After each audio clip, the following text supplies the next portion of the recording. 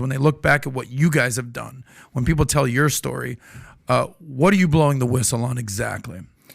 So there's been a handful of things for me. One of the main ones that I like to talk about, we touched on a little bit, is the stat padding. Because Steve said in the last decade, domestic terrorism stats have gone up 400%. Well, I have an example proving just that. So I had a case, it was technically one case, but the FBI had me open up 4 cases because there were 4 individuals involved who were all part of the same group. So if you multiply that across all field offices, in my individual example, it's a 400% increase. But multiply that across, and it's like, it shows this picture to America that there's this huge domestic terrorism problem. The January 6th example that Steve has is another example of that, because then every field office is opening all these separate cases, and then the FBI can say, look, we really do have this huge domestic terrorism problem, when in actuality it's not really showing the whole truth or the real facts of what's going on.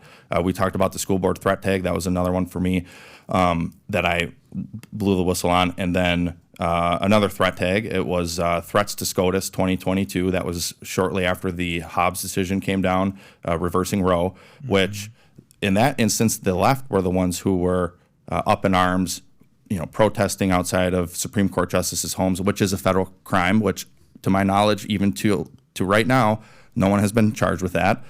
But when the FBI sent out that threat tag, part of the information was to focus on people who have a pro-life ideology.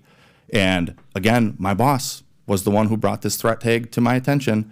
And he said, part of the guidance says to dig into pro-life people. Why would we do that? They're going to be happy about this. They're not going to be attacking anybody. And this threat tag is supposed to be about protecting Supreme Court justices, not about, some firebombing attack on an abortion clinic, which also, if you're pro-life, you're not going to attack at that moment because you're counting that as a win. And then what multiplied that for me, which is why I blew the whistle on it, is then I got tasked with questioning a CHS of mine, which is what the FBI calls a confidential human source. So that's, in common parlance, it's a CI, a confidential informant. Yep. And so in that one, I was like, okay, we just got this threat tag. Now I just get this tasking to go talk to this guy. And even him, when I asked him these questions, he was like, why are you, is this just like a yearly check-in or what? And I'm like, well, no, I was tasked to ask you these, and I know they don't make sense because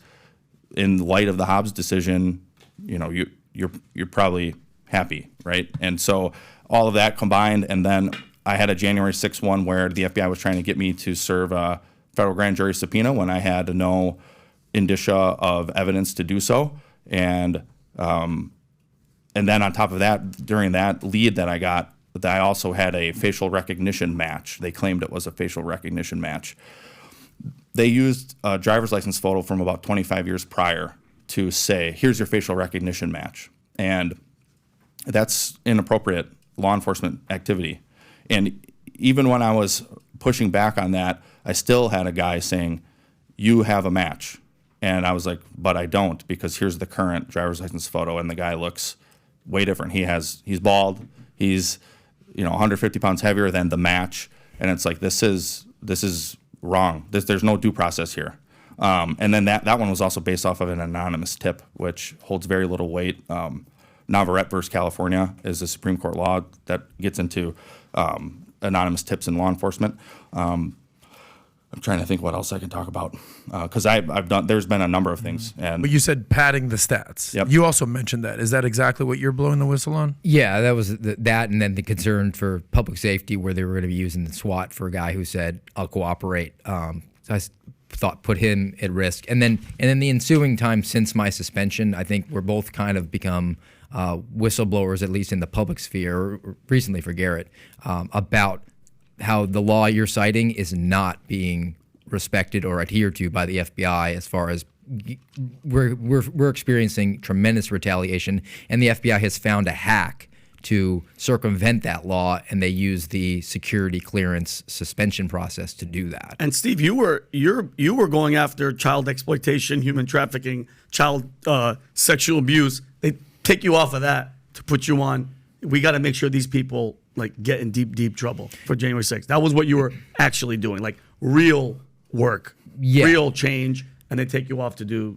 Yeah, and to elaborate on that just quickly, I was on those cases. I was told that, hey, just make yourself available for these terrorist cases because there's really not a lot of work to do.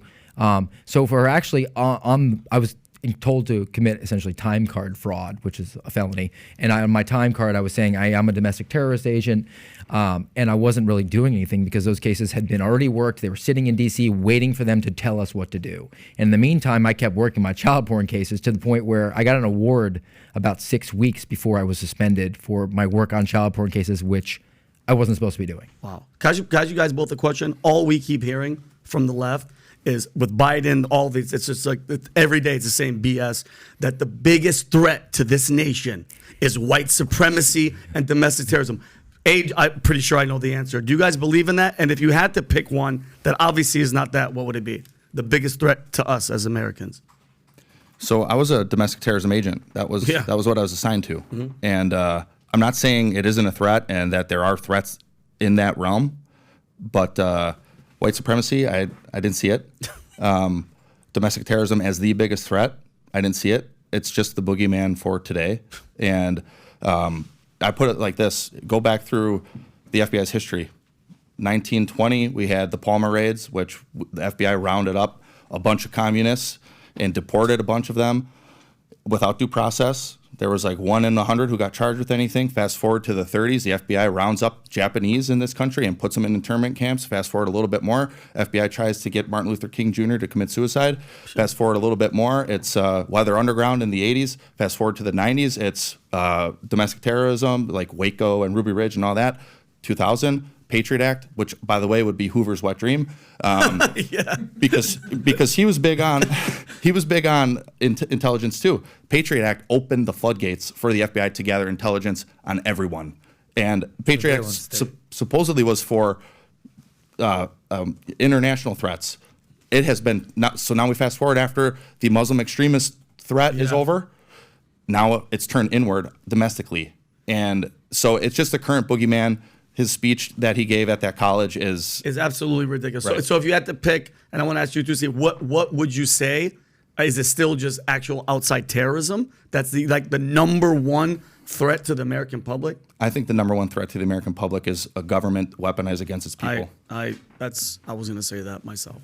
There's an article here that was written, Why the FBI and Democrats Are Attacking Whistleblowers by Alex Gutentag and Michael Schellenberger. I don't know if you guys have read this or not. So you mentioned the CHSs, the whole, what do you call them? The confidential human sources, right? So in this article it says, court documents indicate that there were at least 8 FBI informants known as CHSs, 4 confidential human informants in the Proud Boys, which was one of the groups that organized the January 6th protest. There's evidence that FBI also had CHS and Oath Keepers, another January 6th activist group, and former FBI supervisor intelligence analyst George Hill told the subcommittee that the Boston office asked for video footage from the 6th protest. The Washington field office said they could not give access to the 11,000 hours of video footage available because there may be UCs, undercover officers, or CHSs, which what we just talked about, confidential human sources, on those videos whose identity we need to protect.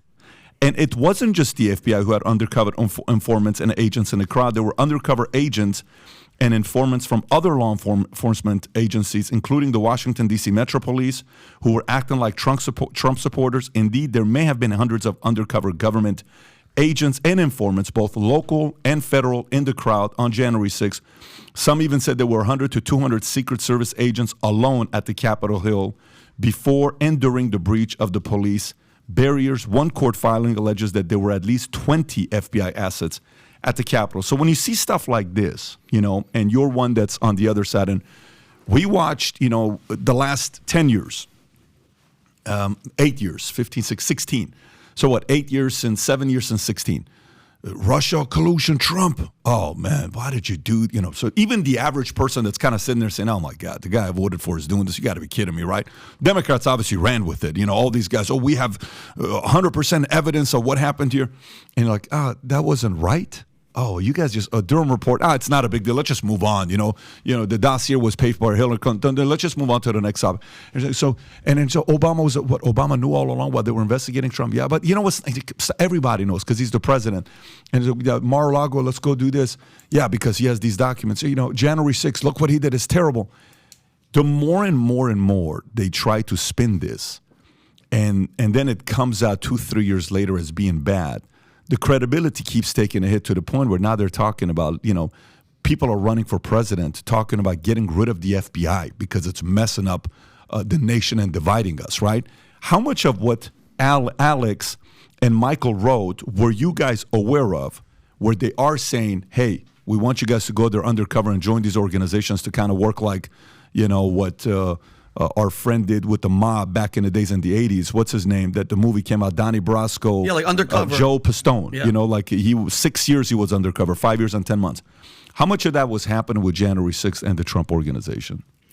I think a tremendous amount of that was going on. And we can remove the January 6th aspect to it. Let's take another case that's a little smaller in scale. Let's take the Gretchen Whitmer Wolverine Watchman case, which I actually had involvement in. The governor of Michigan, you're saying, yes. the plot homegrown terrorists were going to kidnap her. That story. Yeah. Okay, yeah. And so the demand for domestic terrorism in this country is from the political elite and the people standing at the lectern, it vastly outstrips the supply that actually exists. And the nature of the FBI that has now evolved from law enforcement to domestic intelligence collection, our friend Kyle Seraphin puts this really well. Criminal investigations are linear. Beginning, crime happens, middle, investigate, and there's a conviction. Intelligence operations are circular. You open an investigation up to get more intelligence. What does that get you? More intelligence. What does that get you? The ability to spin out other investigations that are more intelligence. So because there's a demand for domestic terrorism, and then there's these intelligence operations that go on, you infiltrate these groups that are deemed to be problematic, or they could be a threat. They could be a domestic terror group. So you take this group of guys in Michigan who is not predisposed to doing this, but you infiltrate it with undercovers and informants. And the thing about informants are they know they're an informant. Nobody else does. They don't know. If Garrett and I have both infiltrated the Wolverine Watchmen as informants, we wouldn't know that. So then you get a situation where they're in the room and I'm like trying to report back to my guy so I can get paid. Hey, what would be a good idea? We should maybe come up with a plot here to do something. And then he's got to one-up me because he wants to report back to his handler and he get paid. And that's how the thing can snowball out of control. And that's why you see these situations like on January 6th or back to Whitmer, where these guys were not predisposed to engaging in something that was going to be violent or anything that could be construed as terrorism. And in fact, at one point in that case, the group was breaking down and the agents were telling their informants, hold it together, which is not in keeping with the tradition of law enforcement. If there's a plot to rob a bank and on the way one guy's like, nah, let's not, you don't arrest him for robbing the bank. Now, on January 6th, I'm very confident that there was infiltration from informants and undercovers on not just the FBI, who gets painted with the brush of being federal law enforcement, everything. The Department of Homeland Security has 10x the budget of the FBI and has a nexus to terrorism and national security. So, Steve, we saw that guy, Ray Epps, which he was all over the internet. All we kept seeing is this guy who looked like a carbon cutout of a freaking agent. MAGA hat, gray, khakis. He was verbally on camera saying, we need to go, we need to attack the Capitol. If that's not inciting violence, apparently they interviewed him and then they let him go. Everybody else that was just on a bus showing up was arrested. The FBI went after them. Do you guys have any idea who that guy is, what agency he might have worked for? Because it looks pretty apparent to people like us who that type of guy is. Did you track on his responses to the questions? I did see him messaging his nephew or something. I forgot what was he saying. He's just like, I started it. I started it. So how does the FBI not go after that guy, yet they're going after people that barely did? They were just there. You know what I mean? Yeah. So I think it's clear to anybody paying attention. Yeah. The only answer is that he's working with the government to some degree, because now I don't have any personal knowledge of that, but it doesn't take a suspended FBI agent to see that information and be like, oh yeah, he's got to be involved somehow. And there's video of him like pushing gates and saying, go, go, go. Yep. And the night before saying, we're storming the Capitol. And the text to his nephew, but he's not charged. Instead, he gets a puff piece on 60 Minutes a few weeks back, especially when we know the media is controlled by the government and the left. And we're finding out in the Twitter files and things that continue to come out that the media, that the CIA has involvement with our own media. So it seems very clear to anybody who's been paying just even a small amount of attention that he's got to be. His answers too were very lawyerly. He always says, "I didn't work for the FBI." Yep. The question should be, "Have you ever worked for the government?" True. Well, and this. So as agents, when we have a CHS, when we talk to them, we have to, and I think this actually came out of the church committee hearings in the 70s, because back then, because some of the informants back then testified publicly, and the way they responded was, I was working for the FBI. I was working with the FBI. We have to explicitly tell CHSs now, you can't claim that you work for or with the FBI. Like, it's not a job. We have to tell them that. So when someone answers, I've not worked for the FBI, he's remembering what he was told by his handlers, potentially. Yeah. Wow. For you guys, take off your FBI hats for a second and just be regular, good old Americans, all right? We're talking about January 6th for a second. How do you process what actually happened that day? And what do you think the FBI did right?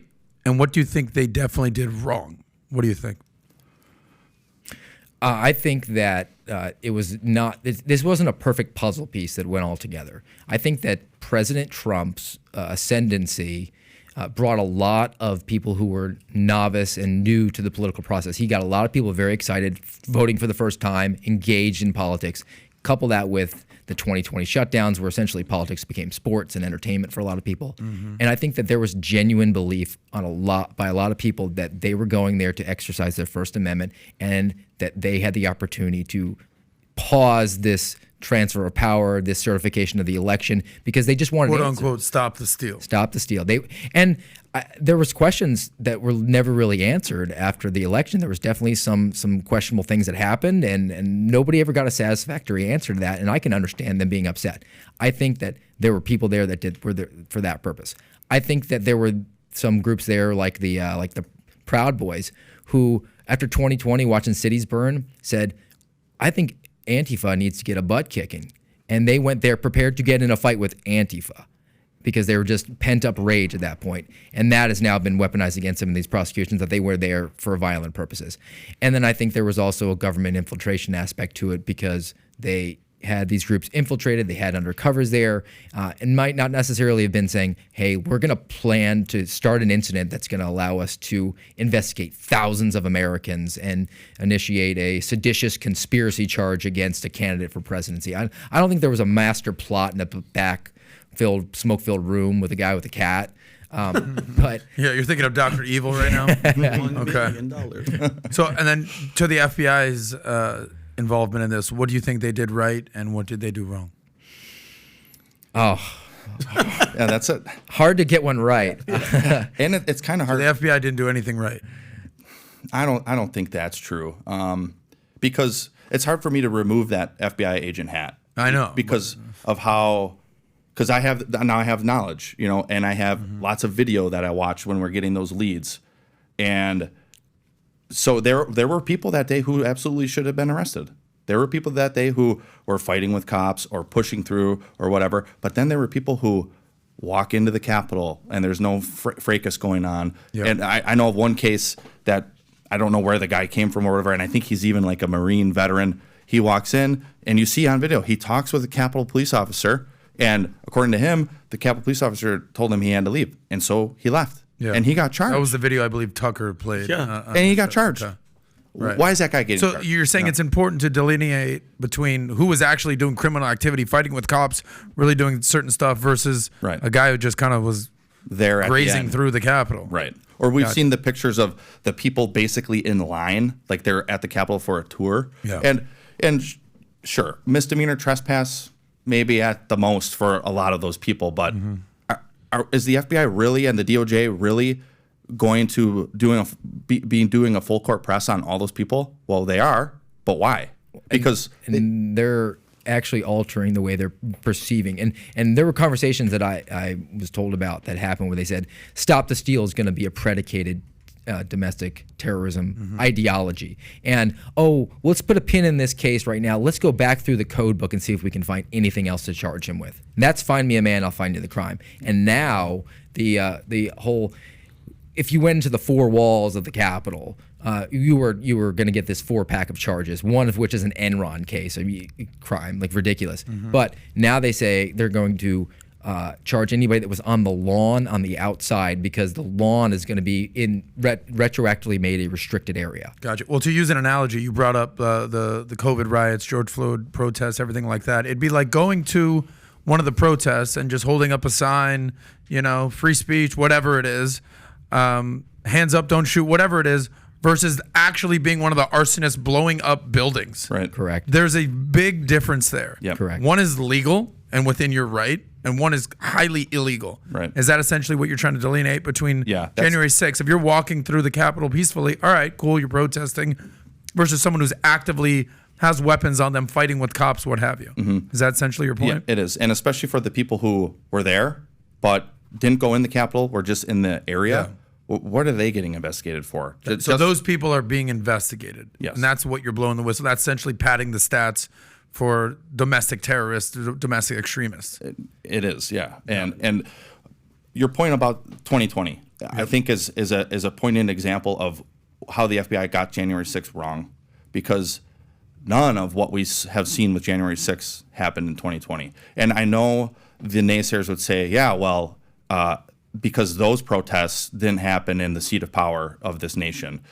I say, as a law enforcement officer, that doesn't matter, because there were people traveling to those protests in Portland and Minneapolis or wherever. So when you travel, when you're not from there, that's an interstate crime. If you engage in criminal activity, that makes it a federal crime. But we didn't have these massive, task force set up to try to get all the people who were burning down police stations. But for January 6th, it's go arrest every single person who was even on the lawn. My family was on the lawn the night of the day after, or the night of the hearing. And we kind of joked about it, and it's like, is the FBI going to be coming for them just because we were here? And I think that's a general sentiment that a lot of Americans have right now. Like, the FBI is the actual boogeyman, not this trumped up idea of domestic terrorism. So if you like this clip and you want to watch another one, click right here. And if you want to watch the entire podcast, click right here.